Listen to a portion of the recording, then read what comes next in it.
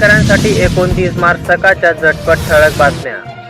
भारत पट्ट्यातून रंगीत द्राक्षांची निर्यात, वाजेबंधूंच्या प्रयत्नांना मोठे यश, क्रिसमस द्राक्षाचे वाणाचे उत्पादन, उन्हात बागा जगविण्यासाठी धडपड, करमाळ्यात पाणी पातळी खालावली, शेतकऱ्यांचा जीव टाकला टांगणीला. हापूसला मिळणार सरासरी दर, दलालांचे बागायतदारांना आश्वासन, वाशीत बैठक. टाकळी येथे ई पीक नोंदणीचा सर्व्हर ठप्प, मार्च अखेरमुळे बँकेत शेतकऱ्यांची गर्दी, कर्जवाटप रखडले.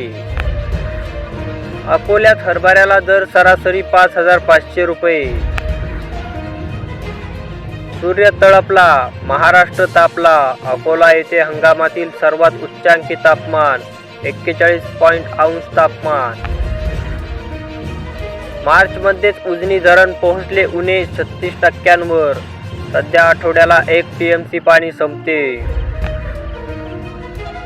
सोलापुरात दुष्काळी मदतीसाठी शेतकऱ्यांच्या वाट्याला प्रतीक्षाच, प्रशासन हलेना, शेतकऱ्यांकडून नाराजी व्यक्त. महावितरणकडून वीज तोडणी सुरू, नगर जिल्ह्यात शेतकरी त्रस्त, रुमने मोर्चा काढण्याचा इशारा.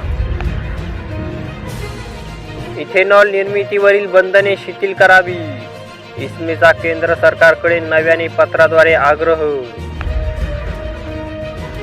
खानदेशात गहू आवक वाढली, प्रति क्विंटलला दर 2300 ते 3050 रुपये.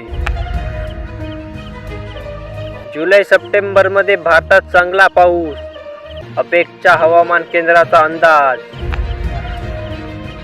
सातपुड्यात वणव्याच्या घटनांमुळे वृक्षांची हानी, वन विभागाचे दुर्लक्ष, वन्य प्राण्यांचे निवासस्थाने नष्ट.